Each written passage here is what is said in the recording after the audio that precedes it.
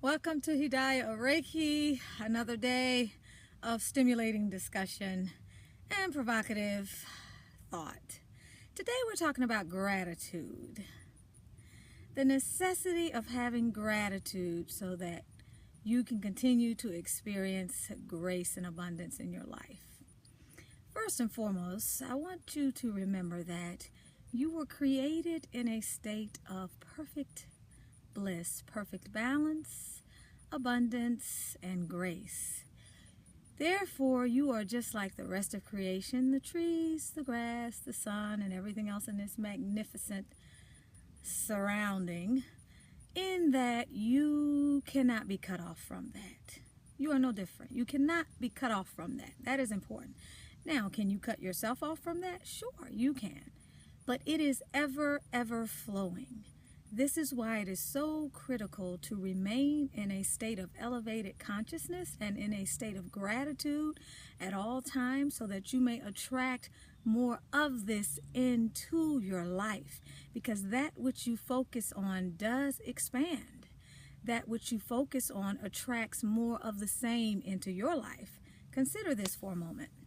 You have a small part of your brain that is called the Reticular Activating System. What that system does is serve as a portal to everything that is allowed into the rest of your brain. It kind of stands guard in a sort of way. It's the filter between the conscious mind and the unconscious mind. So here's an example of how that works. Whatever you confirm, affirm, and verify or feed your mind consciously is then sifted down into your subconscious mind, whereby if it becomes ingrained, then what that system does is it seeks to find symbolic examples of this truth in your life or of this belief that you have, and it shows you more of the same. Now, this is all against the backdrop of the understanding that many quantum mechanic physicists and many neurophysicists around the world pretty much have come to a consensus that the brain processes somewhere around 400 billion bits of information per second. That's an astronomical number.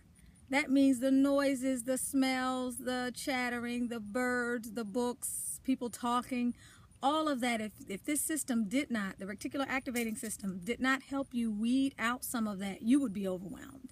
In other words, you wouldn't be able to get through your daily life.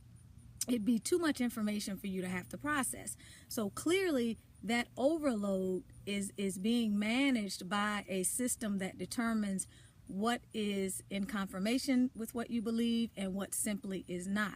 So as you feed yourself these ideas each day, they're being confirmed, and what you're being shown is a confirmation of your belief system. So let's say, for example, you affirm truth and you know that you have so much to be grateful for. You have your children, you have your job, you have your health, you have the tiny things in life, you have a pet, you have the senses, you can see, you can taste, you can differentiate between sweet and sour. You have ice cubes to put in your water. I mean, you can count your blessings all day long. What your brain is going to show you is more of the same. Conversely, let's say you're a complainer, a whiner, someone who I like to say is very ungrateful, someone who's a disbeliever. That's what I like to call those folks too. People who have forgotten where they came from. They have forgotten the perfect state of bliss in which they came about or they were created, and they have turned their back on truth, okay? And they seek to only affirm falsehood. They seek to complain about what they don't have enough of. They live in poverty consciousness. They live in lack. They live with paradigms of scarcity. Then these people, by the same token, will invite these sorts of energies into their life. What they focus on, too, will expand. And that is the reality that the reticular activating system will show them, even though there's so many more infinite possibilities, 400 bits per second more of information to be shown, they will only see and affirm more of the things that they confirm with their conscious mind. So take hold of your mind, be responsible for your actions. You are judged and shown the world before you accordingly. Be careful what you think. Be grateful. Count your blessings.